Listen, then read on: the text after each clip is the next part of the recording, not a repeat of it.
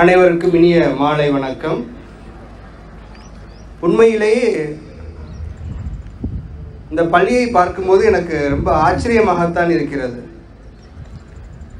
பல ஆசிரியர்கள் ஒன்று கூடி இப்படி ஒரு ஆலயத்தை நிர்மாணித்திருக்கிறார்கள் என்று கேட்கும் போதே எனக்கு மிகவும் மகிழ்ச்சியாக இருக்கிறது.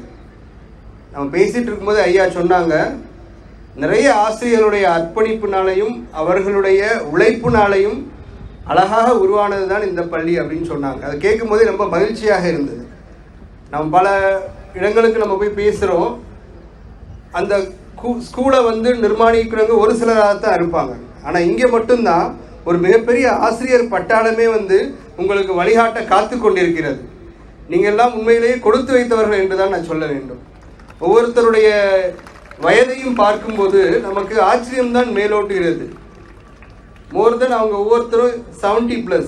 அப்போ அவங்களுடைய வயசு தான் நம்முடைய அனுபவம் அப்படின்னு தோணுது. அவர்களுடைய அனுபவத்தை பெற்றுக்கொண்டு அதன் மூலமாக நாம் என்ன செய்ய முடியுமோ இந்த சமூகத்திற்கு அப்படின்னு நம்ம கற்றுக்க தான் வந்திருக்கிறோம். அதை நீங்கள் நல்லபடியாக பயன்படுத்தி கொள்ள வேண்டும். முதற்கட்டமாக SRV boys higher secondary school அதனுடைய தலைவர் ஐயா குமரவேல் அவர்களுக்கும், செக்ரட்டரி ஐயா சுவாமிநாதன் அவர்களுக்கும், வைஸ் பிரசிடென்ட் ஐயா ராமசாமி அவர்களுக்கும், ட்ரெஷரர் செல்வராஜன் ஐயா அவர்களுக்கும், மேனேஜிங் ட்ரஸ்டி துரைசாமி ஐயா அவர்களுக்கும், ஜாயிண்ட் செக்ரட்டரி சத்யமூர்த்தி ஐயா அவர்களுக்கும், பள்ளியினுடைய தலைமை ஆசிரியர் ஐயா செந்தில் அவர்களுக்கும், பரவாயில்ல சொன்னது புரிஞ்சுக்கிட்டீங்க, மற்றும் ஆர்த்தி மேடம் அவர்களுக்கும், வள்ளியம்மாள் மேடம் அவர்களுக்கும், மேடையில் வீட்டிற்கும் அத்துணை பேருக்கும், யாரையாவது நான் விட்டிருக்க மாட்டேன்னு நினைக்கிறேன், அத்துணை பேருக்கும் என்னுடைய மரியாதை கலந்த வணக்கங்களை தெரிவித்துக் கொள்கிறேன். எல்லாவற்றிற்கும் மேலாக பள்ளியினுடைய மாணவ செல்வங்களான உங்களுக்கும், ஆசிரியர் பெருமக்களுக்கும், ஏன்னா நானும் ஆசிரியர் பேக்ரவுண்டில் தான் வந்திருக்கிறேன், அதனால் ஆசிரியர் பெருமக்களுக்கும், ஒரு விழா நடக்குதுன்னு சொன்னால் அதுக்கு பின்னாடி எவ்வளோ உழைப்பு இருக்கும், எவ்வளோ கஷ்டங்கள் இருக்கும், அதற்கான எவ்வளோ இன்புட்ஸ் நீங்கள் கொடுத்துருப்பீங்க, மாணவர்களை எவ்வளோ தூரம் நீங்கள் தயார் பண்ணியிருப்பீங்கிறது அத்தனையும் எனக்கும் தெரியும். அதனால் உங்கள் அத்துணை பேருக்கும் என்னுடைய நன்றிகளையும் பாராட்டுகளையும் தெரிவித்துக் கொள்கிறேன்.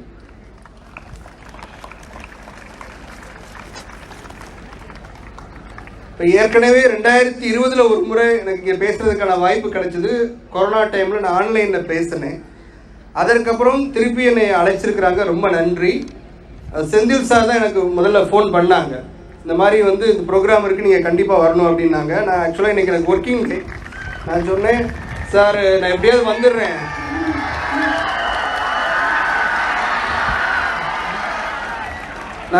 வந்துடுறேன், சார், என்ன நீங்கள் திருப்பியும் கூப்பிட்டுருக்குறீங்க, நான் லீவ் போட்டால் இன்னைக்கு லீவ் போட்டு தான் வந்திருக்கேன் உங்களுக்காகத்தான்.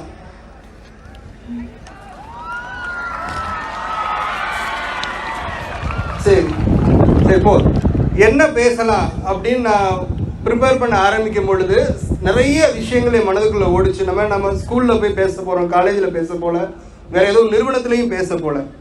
பள்ளி அப்படிங்கிறது ஒரு வளர்ந்து வரக்கூடிய ஒரு சமூகம்.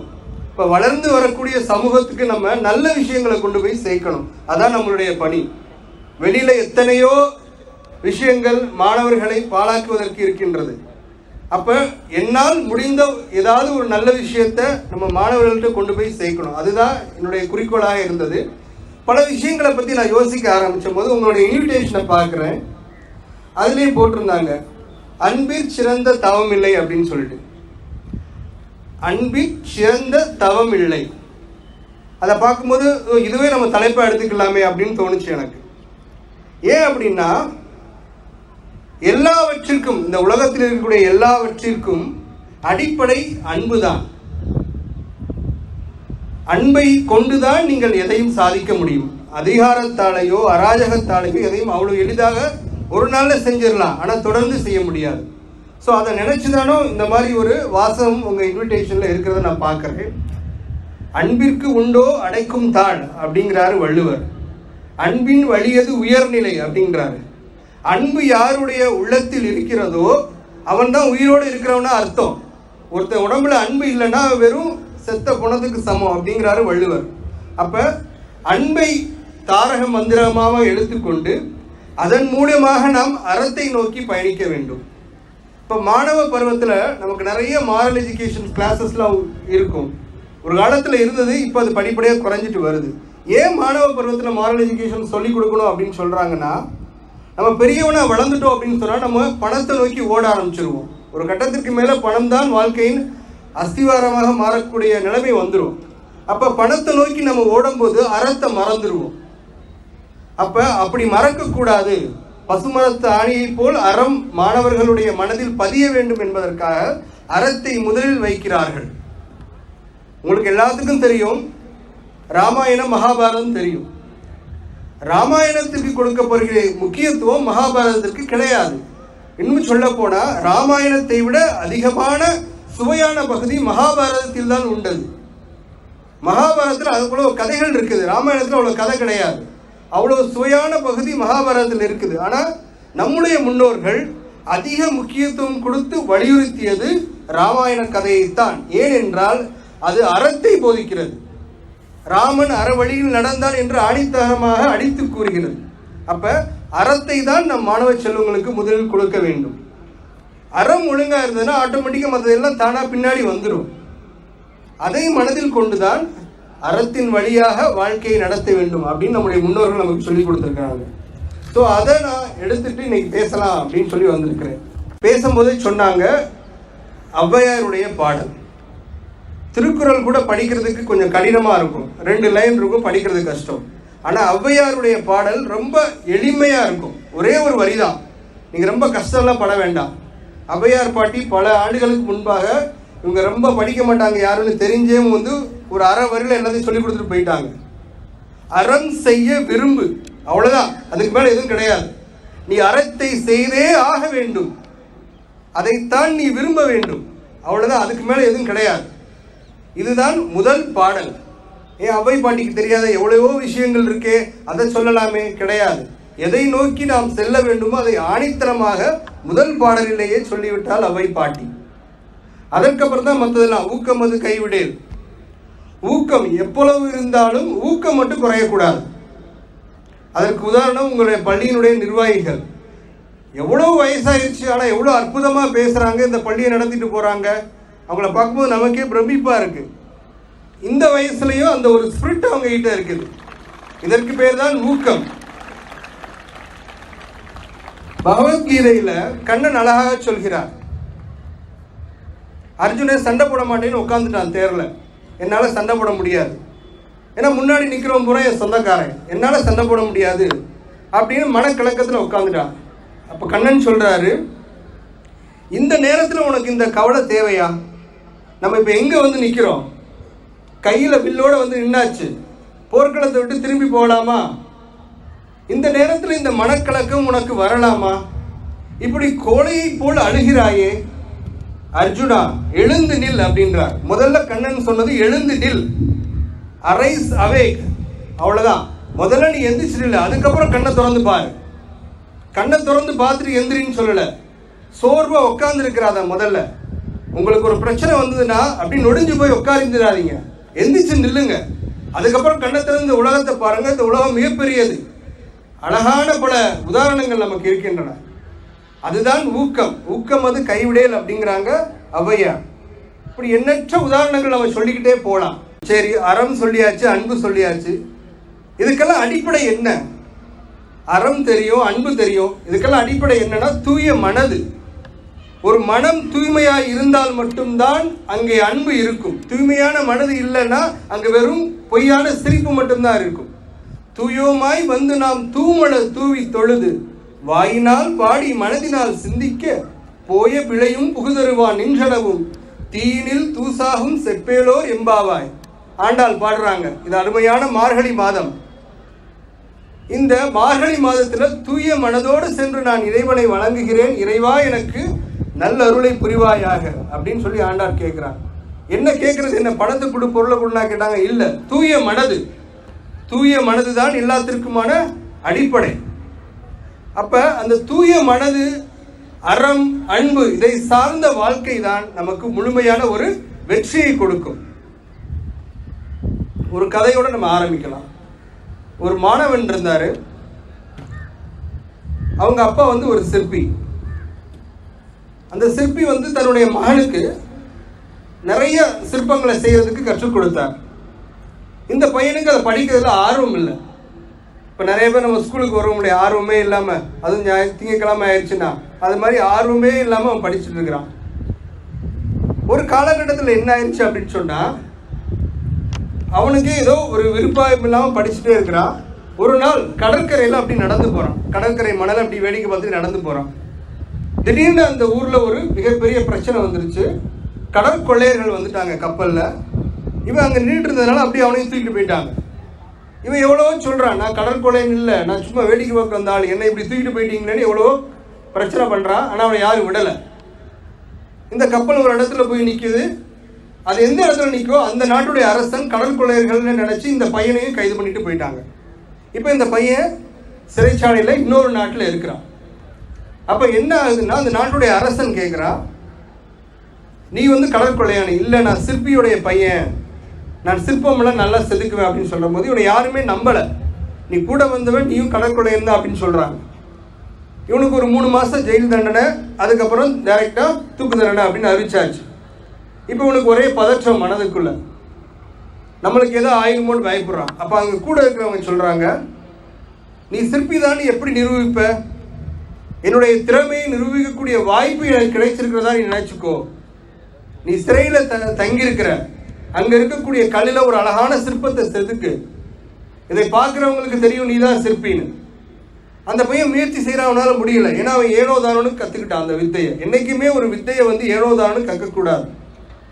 ஸோ அவன் கடுமையாக முயற்சி செய்து ஒரு சிற்பத்தை உருவாக்குறான். அழகா முயற்சி பண்ணுறான், முடியலை. கிட்டத்தட்ட 3 மாதம் கடுமையாக முயற்சி செய்து ஒரு சிற்பத்தை உருவாக்கியாச்சு. இவனுக்கு தூக்கு தண்டனை நாள் வருது. மன்னர் கடைசி ஆசை என்னன்னு கேட்குறாரு. எனக்கு ஒரே ஒரு ஆசை தான், நான் செதுக்கிற சிற்பத்தை நீங்கள் வந்து பார்க்கணும் அப்படின்றான். சரி வா அப்படின்னு மன்னரும், சரி உன்னுடைய கடைசி ஆசை இதுதான், நான் நிறைவேற்றிடுறேன் அப்படின்னு கூட்டிகிட்டு போகிறார். அந்த சுவத்தில் பார்த்தா அந்த நாட்டினுடைய அரசி ராஜமாதாவின் சிற்பத்தை அழகாக வரைஞ்சி வச்சிருக்கிறான், செதுக்கி வச்சிருக்கிறான். மன்னருக்கு ஒரே ஆச்சரியம். அப்போ நீ உண்மையே வந்து ஒரு சிற்பி தானா, உன்னை போய் நாங்கள் வந்து கைது பண்ணிட்டோம்னு உன்னை விடுதலை பண்ணிடுறார். அப்போ இது நமக்கு என்ன தெரியுதுன்னா, எந்த ஒரு வித்தையையும் நாம் ஏனோதானோன்னு கற்கக்கூடாது. பள்ளிக்கூடத்துக்கு நம்ம படிக்கணும்னு சொல்லி கிளம்பி வந்தாச்சுன்னு சொன்னால் முழு மூச்சோடு அந்த கல்வியை கற்க வேண்டும். அதுதான் அந்த கல்விக்கு நாம் செய்யக்கூடிய ஒரு மரியாதை.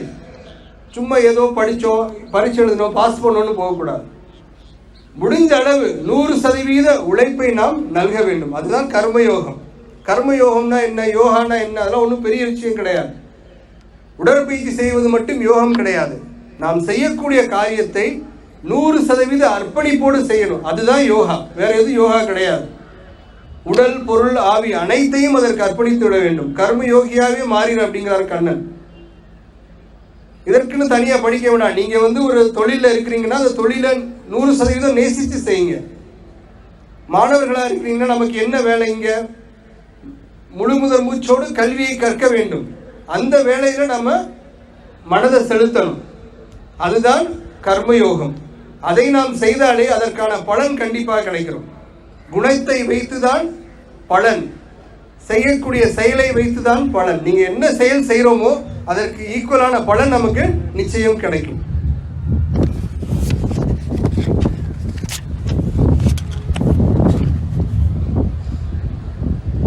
இன்னொரு அருமையான கதை. ஒரு அரசன் இருந்தார்.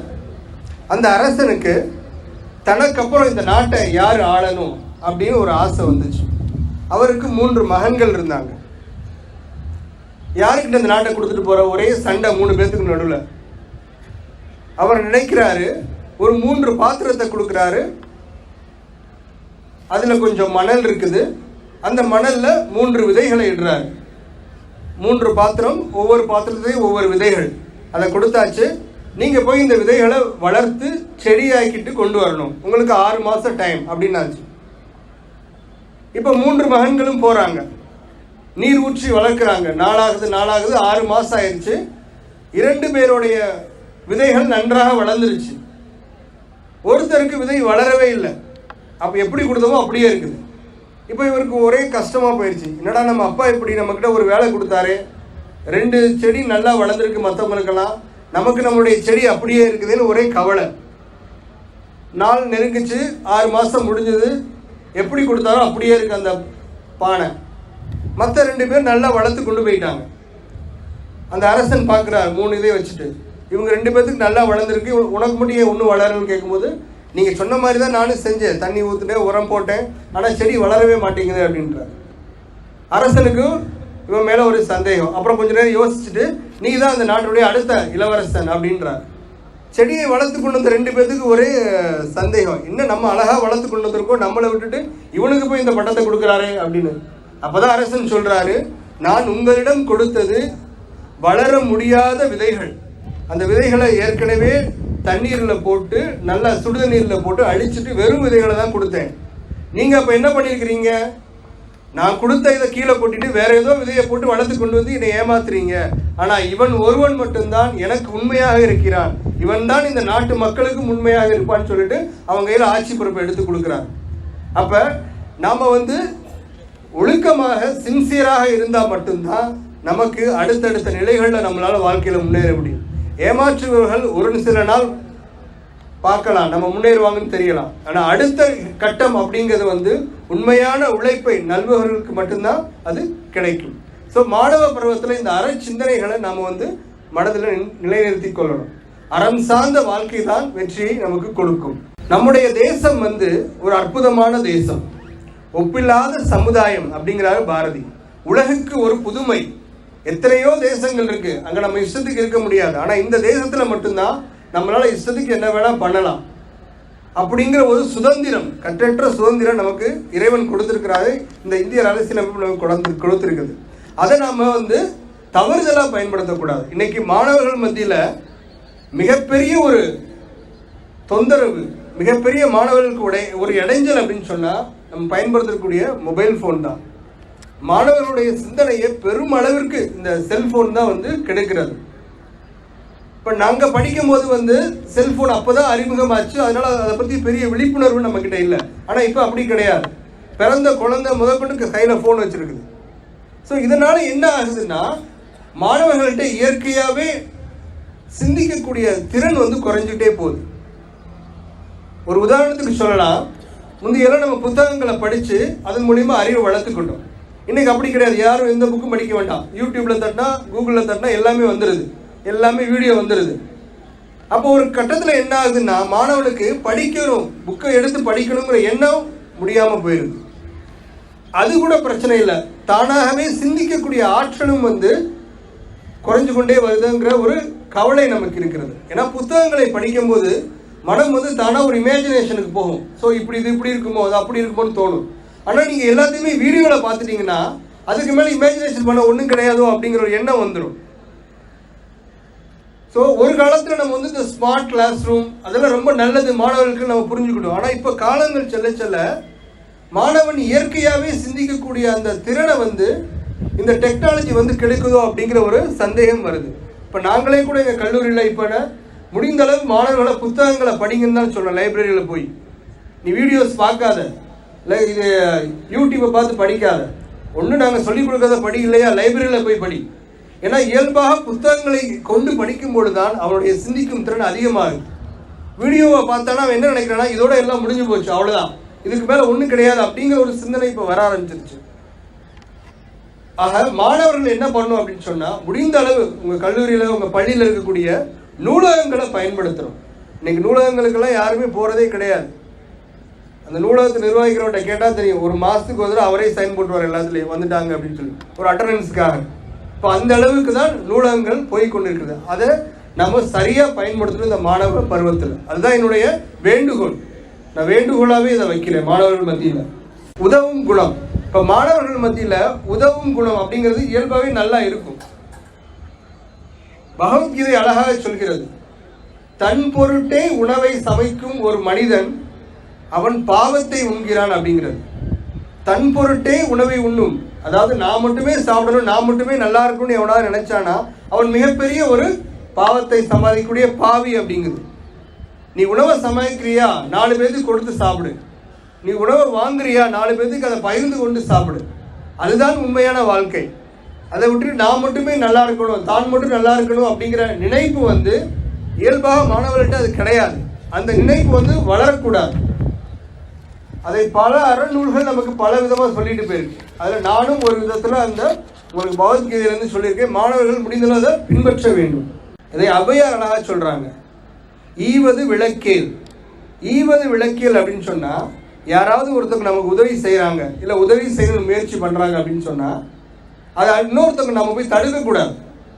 முயற்சி செய்வது மிகப்பெரிய நல்லது அப்படின்னு சொன்னால், ஒருத்தர் செய்யக்கூடிய முயற்சியை தடுப்பது அது மிகப்பெரிய பாவம்.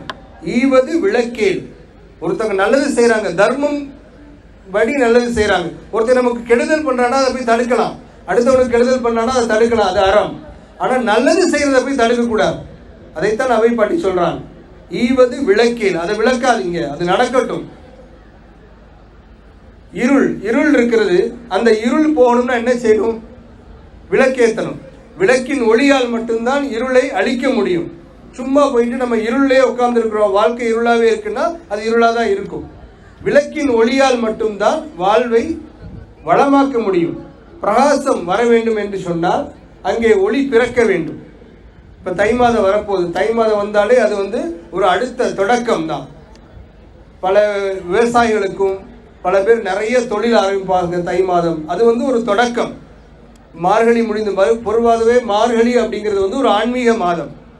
நிறைய பேர் மார்கழி ஏதோ தப்பான மாதம், அதில் எதுவுமே செய்யக்கூடாதுன்னு சொல்கிறாங்க. அப்படி கிடையாது. அது முழுக்க முழுக்க ஒரு ஆன்மீக மாதம். ஆன்மீகம் சார்ந்த நிகழ்ச்சிகளுக்கு நமக்கு மொத்தம் 12 மாதம் இருக்குது. அதில் 11 மாதங்கள் நம்மளுடைய வாழ்க்கைக்கு பயன்படுத்தி கொள்ளலாம். அந்த ஒரு மாதம் மட்டும் இறைவனுக்காக நாம் செலவிட வேண்டும். அப்படிங்கிறதுக்காக தான் அந்த மார்கழிங்கிற ஒரு மாதத்தை வச்சுருக்கிறாங்க. நிறைய பேர் கோயிலுக்கு விரதம் இருப்பாங்க, மாலை போடுவாங்க, பல விரதங்களை மேற்கொள்ளுவாங்க. இது எல்லாமே என்ன காரணம் அப்படின்னு சொன்னால், மார்கழி என்பது அதிகாலை பொழுது. வானத்தில் இருக்கதாக நாம் நம்பக்கூடிய இந்திரர்களுக்கு அந்த அதிகாலை பொழுதுல ஒரு காரியம் செய்கிறோம் அப்படின்னா அது மிகவும் சிறப்பானதாக இருக்கும். அப்போ அந்த அதிகாலை பொழுதுல நம்ம என்ன செய்யணும் அப்படின்னு சொன்னால், பிரார்த்தனைக்கு முக்கியத்துவம் கொடுக்கணும். அப்படிங்கிறதுக்காக தான் இந்த மார்கழியை பிரார்த்தனை மாதமாகவே வச்சிருக்கிறாங்க. அதில் எந்த விதமான நம்ம இந்த உலக வாழ்க்கையில் ஈடுபட வேண்டாம் அப்படின்னு சொல்லிட்டு. ஸோ இந்த அழகான மார்கழி மாதத்தில் நாம் ஒரு முடிவெடுக்கணும். அறம் சார்ந்த வாழ்க்கையை வாழ வேண்டும், மாணவர்களுக்கு நற்பண்புகளை கற்றுக் கொடுக்க வேண்டும். அந்த மாதிரி ஒரு நல்ல முடிவுகளை நாம் எடுக்க வேண்டும். விவேகானந்தர் சொல்கிற மாதிரி ஃபஸ்ட்டு எழுந்திருப்போம், அப்புறம் கண்ணை திறந்து பார்ப்போம். இந்த உலகம் மிகப்பெரியது. இந்த உலகத்தை நம்மளால் அளவிட முடியாது, மிகப்பெரியது இந்த உலகம். இந்த உலகத்தில் சாதிக்கிறதுக்கு எத்தனையோ வாசல்கள் இருக்கிறது.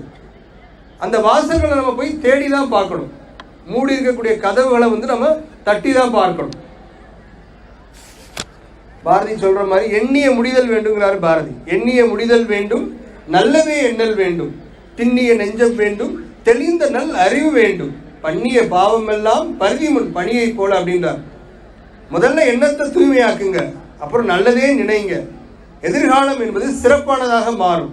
இதுதான் பாரதியினுடைய வாக்கு. இன்னொன்று சேர்க்கை. மாணவ பருவத்தில் நம்ம யாரோட சேர்றோம் அப்படிங்கிறது ரொம்ப முக்கியம். நல்லவர்களோட சேர்ந்தோம்னா நம்ம நல்லா இருப்போம். இதுவே தீயவர்களோட நம்ம பழக்கம் இருந்ததுன்னா அந்த வாழ்க்கை அப்படியே மாறி போயிடும். பவர் ஆஃப் அசோசியேஷன் அப்படிங்கிறாங்க ஆங்கிலத்தில். இப்போ நல்லவர்களை எப்படி தேடி கண்டுபிடிக்கிறது? நாம் முதல்ல நல்லவர்களாக இருக்கணும்.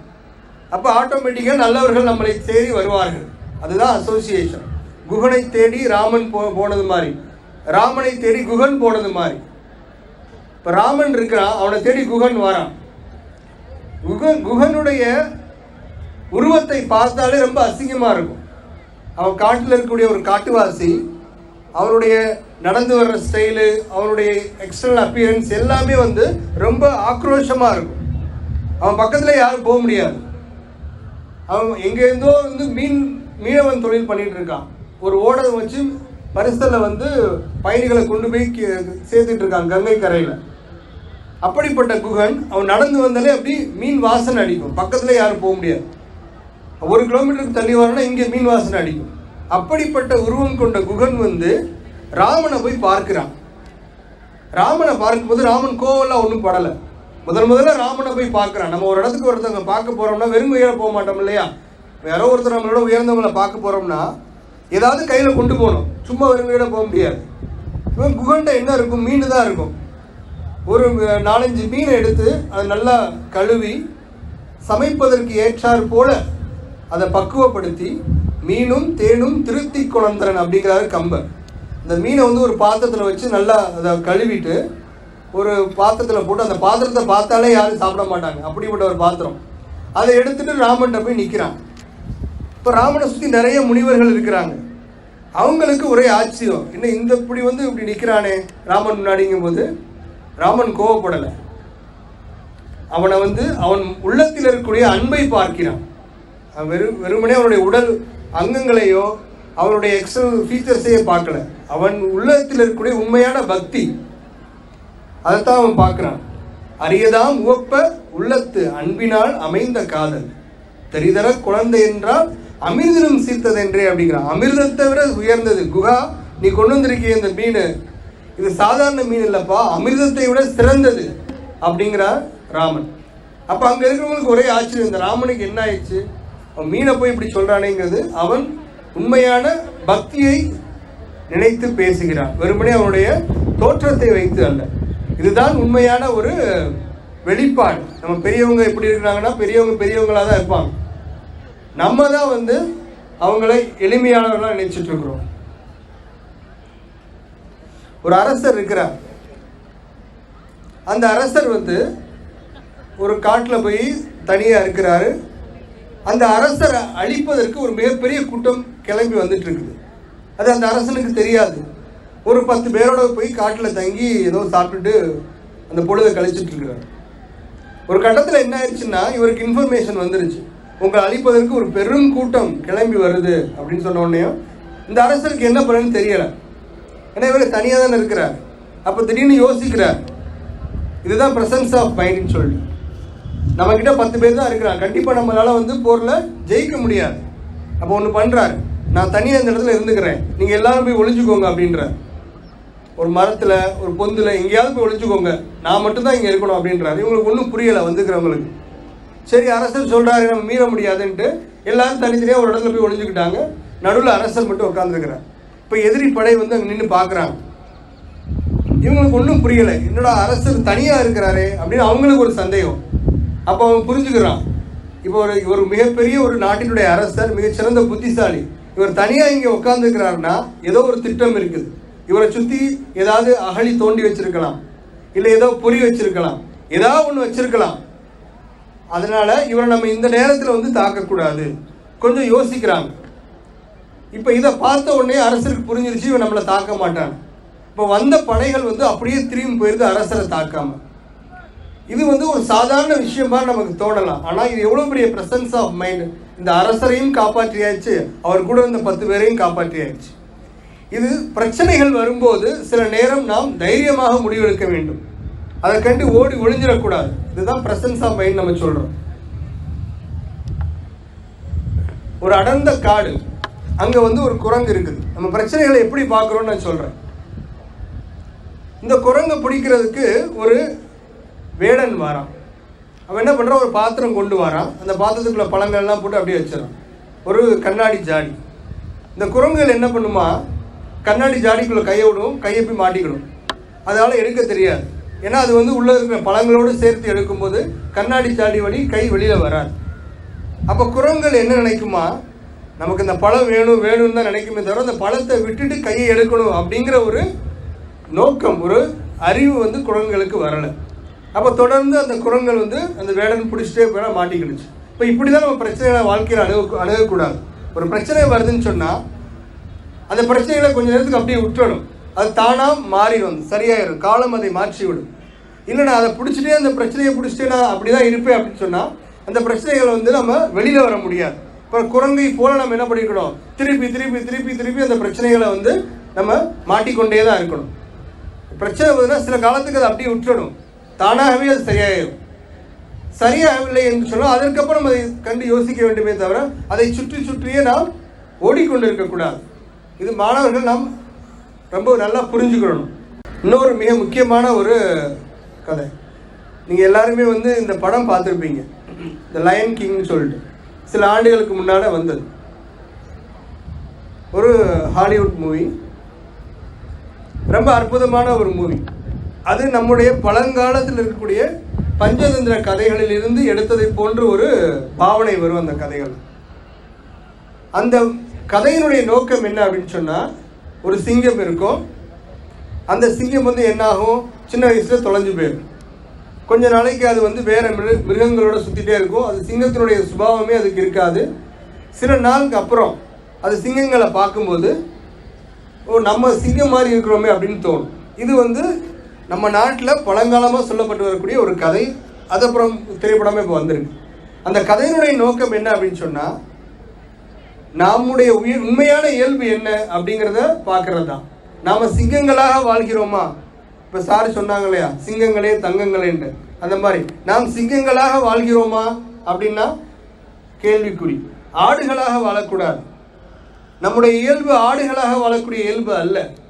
நாம் ஆடுகளாக பிறக்கவில்லை, நாம் சிங்கங்களாகவே பிறந்தோம். சில நேரம் ஆடுகளோடு பழகிவிட்டோம்.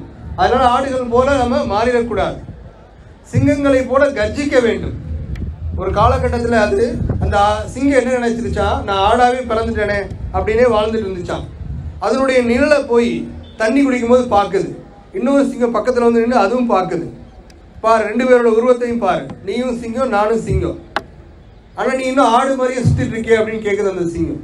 உடனே கர்ஜிக்க ஆரம்பிக்குது அந்த சிங்கம். அதை பார்த்து இன்னொரு சிங்கமும் கர்ஜிக்க ஆரம்பிக்குது. அப்போ ஒரு கட்டத்துக்கு மேலே அது உணர்ந்து விட்டது, நானும் சிங்கம் தான், இனிமேல் நான் வந்து இந்த பக்கம் வரமாட்டேன் அப்படின்னு சொல்லிட்டு இந்த சிங்கங்களுடைய சேர்ந்து தன்னுடைய வாழ்க்கையை ஆரம்பிச்சிருச்சு. ஸோ இதுதான் சேர்க்கை. நாம் யாரோடு சேர்கிறோமோ, அசோசியேஷன். மிகப்பெரிய சாதனையாளர்களோடு சேரும்போது நம்முடைய வாழ்க்கை மிகப்பெரியதாக மாறுகிறது. சாதாரணமான மனிதரோடு சேர்ந்தோம்னா இன்னும் ஆட்டு மந்தை கூட்டம் போல நாம் வாழ்ந்துட்டு இருக்கோமா அப்படின்னு யோசிக்கணும். சிங்கங்களோடு சேரும்போது உங்களுடைய குரல் கர்ஜனையாக இருக்கிறது. ஆடுகளோடு சேரும்போது 10 பேரு கூட நம்முடைய சத்தம் கேட்க மாட்டேங்குது. இதுதான் வாழ்க்கையினுடைய தாற்பயம். விவேகானந்தரே அதான் சொல்றார், கர்ஜிக்கணும் அப்படிங்கிறார். சிங்க குரலில் கீதையை சொன்ன கண்ணனை போல் வாழுங்கள் அப்படின்றார். கிருஷ்ணர் வந்து மகாபாரதத்தில் சாதாரணமாக கீதையை சொல்லலையா, சிங்கம் போல சொன்னாராம் அப்படின்னு சொல்லி இவர் சொல்றார் நம்மளுடைய விவேகானந்தர். விவேகானந்தரையும் பாரதியையும் படியுங்கள். உங்களுடைய வாழ்க்கை வளமாக வேண்டும் என்று சொன்னால் பல உதாரண புருஷர்கள் நம்ம நாட்டில் இருக்கிறாங்க. எத்தனையோ துறவிகள் இருக்கிறாங்க. ஆனால் அவங்களுக்கு இல்லாத மகத்துவம் விவேகானந்தருக்கு. ஏன் அப்படின்னா, நம்ம ஏன் விவேகானந்தரை இவ்வளோ தூரம் கொண்டாடணும்? எத்தனையோ பேர் இருக்கிறாங்க, எத்தனையோ சாமியார் இருக்கிறாங்க, அவங்க கிட்ட நம்ம போயிடலாம். ஏன் இன்னமும் நம்ம வந்து விவேகானந்தரே பிடிச்சிட்டு இருக்கோம்? என்ன காரணம் அப்படின்னா, அவர் இளைஞர்களுக்காக சிந்தித்தார். மற்ற துறவிகளை போல காவி வேண்டிக்கிட்டு அப்படி போயிடல. இந்த நாடு முன்னேற வேண்டும் என்று நினைத்தார். இந்த நாட்டு மக்களுக்காக அமெரிக்காவில் சென்று பிச்சை எடுத்தார். என் நாட்டு மக்களுக்கு ஒருவேளை உணவில்லை, என்னால் இங்கே அமெரிக்காவில் சொகுசாக வாழ முடியாதுன்னு தரையிடப்படுத்தி உறங்கினார். மக்களுக்காக சென்று பிச்சை எடுத்து அந்த பணத்தை கொண்டு வந்து இந்தியாவில் இருக்கக்கூடிய ஏழைகளுக்காக உணவளித்தார். இதற்காகத்தான் விவேகானந்தரை கொண்டாடுகிறோம். அவர் வேதாந்தத்தை சொன்னார், பகவத்கீதையை எளிமையாக சொன்னார், பிரபந்தங்களை எளிமையாக சொன்னாருன்னா எல்லாரும் தான் சொன்னாங்க, அவர் மட்டும் சொல்லலை. மிக எளிமையாக நமக்கு வேதாந்தங்களை சொன்னது மட்டும் அவர் செயலில் செயலையும் காட்டினார். செயல்முறை வேதாந்தி அப்படிங்கிற விவேகானந்தர் வெறுமனே அவர் சாதாரண மனிதர் கிடையாது, செயல்முறையில் காட்டினார். கர்மயோக முனிதை காட்டினார். எந்த வேலை செய்தாலும் அதை 100% ஈடுபாடோடு செய்தார். அதற்காகத்தான் இன்று உலகம் அவரை கொண்டாடி கொண்டிருக்கிறது. மாணவர்கள் இவர்கள் போன்ற உன்னத மனிதர்களை நாம் நினைச்சணும் உதாரண புருஷர்களாக எடுத்துக்கணும். சினிமா நடிகர்களையோ இன்னும் சில மனிதர்களையோ உதாரணங்களாக எடுப்பதை நிறுத்திவிட்டு எத்தனையோ உதாரண புருஷர்கள் நம்முடைய இலக்கியங்களில் இருக்கிறார்கள், வரலாற்றில் இருக்கிறார்கள். வரலாற்றெல்லாம் படிக்கும்போது பல ஆச்சரியங்கள் நமக்கு தோணும். இப்படிப்பட்ட மனிதர்கள்லாம் வாழ்ந்திருக்கிறாங்களா? இவ்வளோ பெரிய பெரிய ஞானிகள் விஞ்ஞானிகள்லாம் நம்ம நாட்டில் இருந்திருக்கிறாங்களா? அவங்கள நம்ம தொலைச்சிட்டோமே. இன்னமும் நம்ம இப்படி சினிமா பார்த்துட்டு இருக்கிறோமே. சினிமா தவறு கிடையாது, ஆனால் அவர்களை கொண்டாடுவதை நிறுத்துங்கள் என்றுதான் சொல்கிறோம். எத்தனையோ சினிமாவில் நல்ல விஷயங்கள்லாம் வருது, நம்ம அதை குறை சொல்லலை. எல்லாத்துக்கும் ஒரு எல்லை உண்டு. இன்று மாணவ செல்வங்கள் தங்களுடைய அறிவை நம்முடைய வெறுமனே இந்த கேளிக்கைகளில் மனதை செலுத்தாமல் நிறைய நல்ல புத்தகங்கள் இருக்குது, அதை படிக்கலாம். நிறைய கண்டுபிடிப்புகள் நடந்து கொண்டு இருக்குது, அதில் நம்முடைய பங்களிப்பை கொடுக்கலாம். அதற்கு நாம் நம்முடைய மூளையை, இதயத்தை சுத்தமாக வைத்துக் கொள்ள வேண்டும். இதயபூர்வமான உழைப்பு, இதயபூர்வமான ஒரு உணர்ச்சி, இதயபூர்வமான ஒரு வளர்ச்சி, அதை செய்யும் பொழுதுதான் அதனுடைய பலன் எக்கச்சக்கமாக வருது. கண்ணன் சொல்வதை போல நீங்கள் 100% அதுக்கு வேலை செய்யுங்க. இல்லையா உங்களால் அதற்கு பலன் எதிர்பார்க்காதீங்க. கடமையை செய், பலனை எதிர்பாராது அப்படின்றார். அது எப்படி கடமையை செஞ்சுட்டு பலனை எதிர்பார்க்காம முடியும்? அதுக்கான தாற்பயம் என்ன? நான் வேலை செய்கிறேன், அதுக்கு சம்பளத்தை எதிர்பார்க்கக்கூடாதா? அப்படி கிடையாது. அதுக்கு அர்த்தம் அது கிடையாது. வேலையை செய்யுங்கள், சம்பளத்தை எதிர்பார்த்து வேலையை செய்யாதீர்கள். சம்பளம் கண்டிப்பாக கிடைக்கும், ஆனால் அதை மட்டுமே குறிக்கோளாக வச்சுட்டு, ஒரு பலனை மட்டுமே குறிக்கோளாக வச்சுட்டு வேலை செய்யாதீங்க அப்படின்றார். பலனை மட்டுமே நினைத்து வேலை செய்பவன் ஒரு நல்ல மனிதனாக இருக்க முடியாது அப்படிங்கிறது பகவத்கீதை சொல்லுது. அதுதான் அதனுடைய அர்த்தம். பலன் கண்டிப்பாக கிடைக்கும், ஆனால் அதை மட்டுமே நினைத்து கொண்டு நாம் பணி செய்யக்கூடாது. நம்முடைய பணி என்பது அந்த வேலையை பெர்ஃபெக்டாக முடிக்கணும், அவ்வளோதான். அதற்கான ரிவார்டை இறைவன் கொடுப்பான். இறைவன் மீது பக்தி கொண்டு, மனசாட்சியின் மீது பக்தி கொண்டு அந்த காரியத்தை செய்யுங்கள் அப்படிங்கிறார். ஸோ நம்ம அன்பில் ஆரம்பித்தோம். அன்பு, அறம், தூய மனது, இது எல்லாமே தான் மாணவர்களுக்கு நம்ம போதிக்க வேண்டியது. இதை தாண்டி எத்தனையோ கேளிக்கை விஷயங்கள் இருக்கு, அதை யாரும் சொல்லிக் கொடுக்க வேண்டாம், அது அவங்களுக்கே தெரியும். யூடியூப்பை திறந்த எத்தனையோ விஷயங்கள் வருது. ஆனால் இதை சொல்வதற்கு தான் இன்று ஆட்கள் குறைந்து போயிட்டாங்க. நமக்கு வீட்டில் மாணவர்களோட, குழந்தைங்களோட பேசுவதற்கான நேரங்கள் குறைந்து கொண்டு வருது. காரணம் இந்த மொபைல் ஃபோன். பெற்றோர்கள் தங்களுடைய குழந்தைகளோட நேரத்தை செலவிட முடியலை, கணவன் மனைவியோட செலவிட முடியலை. ஏன்னா எல்லாரும் ஃபோனை தான் பார்த்துட்டு இருக்கிறாங்க. அந்த விஷயங்கள் மாற வேண்டும். மாணவர்கள் இயல்பாகவே அறிவை நோக்கி நகழ வேண்டும். அதுதான் என்னுடைய இந்த உரையின் நோக்கம். உள்ளச்சோர்வு, நம்ம ஆல்ரெடி பார்த்தோம். உள்ளச்சோர்வை ஒரு அரசன் இருந்தான். அந்த அரசனுக்கு உடல்நிலை சரியாக இல்லாமல் போயிடுச்சு. அப்போ அங்கே இருக்கக்கூடிய மந்திரிகள்லாம் சொன்னாங்க, நம்ம வெளியூர்லேருந்து ஒரு மருத்துவரை அழைச்சிட்டு வருவோம், அவர் நல்லா மருத்துவம் பார்ப்பாரு. ஒரு மருத்துவரை கூப்பிட்டு வந்தாங்க. அவர் பார்த்துட்டு என்ன சொல்கிறாரு, உங்களுக்கு ஒரு வித்தியாசமான நோய் வந்திருக்கு, நீங்கள் இனிமேல் பார்க்குறது எல்லாமே பச்சை கலரில் தான் இருக்கணும் அப்படின்றார். இவனுக்கு ஒன்றும் புரியலை, அதை எப்படி பார்க்குறது எல்லாமே பச்சை கலராக இருக்கணும்னு. கூட இருக்கிற மந்திரி பூரா அப்படி முட்டாள் மந்திரி. அப்போ இந்த மந்திரிமாரில் என்ன பண்ணுறாங்க, அப்படியா அப்போ இருக்கிற எல்லாத்துக்கும் பச்சை கலர் பெயிண்ட் அடி, வீடு, காரு, அந்த அரசுடைய தேர் எல்லாம் ஒரே பச்சை கலரில் பெயிண்ட் அடித்தாச்சு. யார் இனிமேல் அரசரை யார் பார்க்க வந்தாலும் பச்சை கலர் தான் ட்ரெஸ் போட்டு வரணும், பச்சை கலர் தான் தொப்பி வச்சுருக்கணும், பச்சை கலர் தான் ஷூ போடணும். அரசருக்கு அந்த நோய் சரியாகிற வரையும் இனிமேல் எல்லாம் பச்சை மயம்தான்ட்டாங்க. இவங்களுக்கு ஒன்றும் புரியலை மக்களுக்கு. சரின்ட்டு இது ரொம்ப நாள் கழித்து ஒரு முனிவர் அந்த ஊருக்கு வராரு. என்னப்பா பிரச்சனை உங்கள் ஊருக்குன்னு இந்த மாதிரி சொல்கிறாங்க எல்லாமே. எதுக்கு எல்லாமே பச்சையாக அரைச்சி வச்சுருக்கீங்க, பேசாமல் அரசருக்கு ஒரு பச்சை கலர் கண்ணாடி வாங்கி கொடுத்துடலாமே அப்படின்றார். ஸோ இதுதான் நம்ம பிரச்சனைகளை பெருசாக பார்க்கக்கூடாது, எளிமையான தீர்வு அதற்கு இருக்கும். ஸோ பச்சை கலரில் ஒரு கண்ணாடி வாங்கி கொடுத்துடலாம், அரசருக்கு பச்சை கலரில் சுற்றி அவர் கண்ணை மூடிட்டோம்னா பார்க்குறதெல்லாம் பச்சையாக தெரிஞ்சிருமே அப்படின்றார். அப்போ நம்முடைய பிரச்சனைகளும் எப்பயுமே பக்கத்துலேயே இருந்து பார்க்கும்போது அந்த பிரச்சனைகள் பெருசாகவே தெரியும், பூதம் மாதிரி தெரியும். அதை நம்ம தூரத்துலேருந்து பார்க்கும்போது அது ரொம்ப சின்ன பிரச்சனையாக மாறி. அப்போ நம்ம என்றைக்குமே பிரச்சனையில் இருக்கவங்க அதுக்கு தீர்வு சொல்ல முடியாது.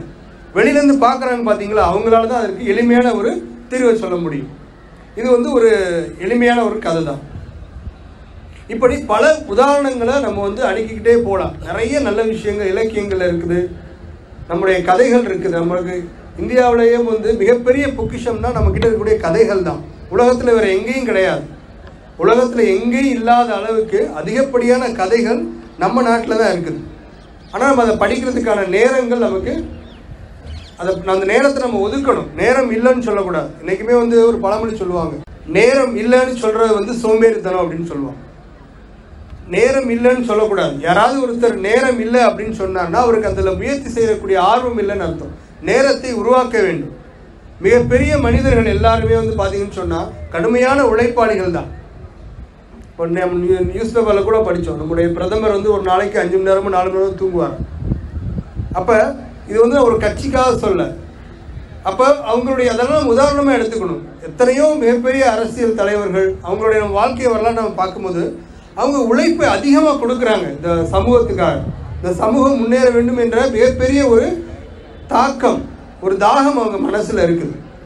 இப்போ அதையும் நாம் நினைவில் கொண்டு இப்படி பல உதாரணங்களை நாம் இந்த இளம் வயதிலே மனதில் விதைக்கணும். அறம் சார்ந்த சிந்தனையை மனதில் விதைத்துட்டு அதற்காக நாம் உழைக்கும் பொழுது நாமும் நல்லா இருப்போம், இந்த தேசமும் நல்லா இருக்கும் என்று கூடிக்கொண்டு இந்த அருமையான வாய்ப்பை நல்கிய இந்த பள்ளியினுடைய நிர்வாகத்திற்கும் அத்துணை ஆசிரியர் பெருமக்களுக்கும் மாணவ செல்வங்களுக்கும் என்னுடைய இன்ட்ரோடக்ஷனை வாசித்த சுமதி மேடம் அவங்களுக்கும் இப்படி பல பேருக்கும், யாருடைய பேரை நான் விட்டுருக்கிறேன்னு நினைக்கல, ஸோ அத்துணை பேருக்கும் என்னுடைய நன்றிகளை தெரிவித்துக் கொண்டு விடைபெறுகிறேன். நன்றி, வணக்கம்.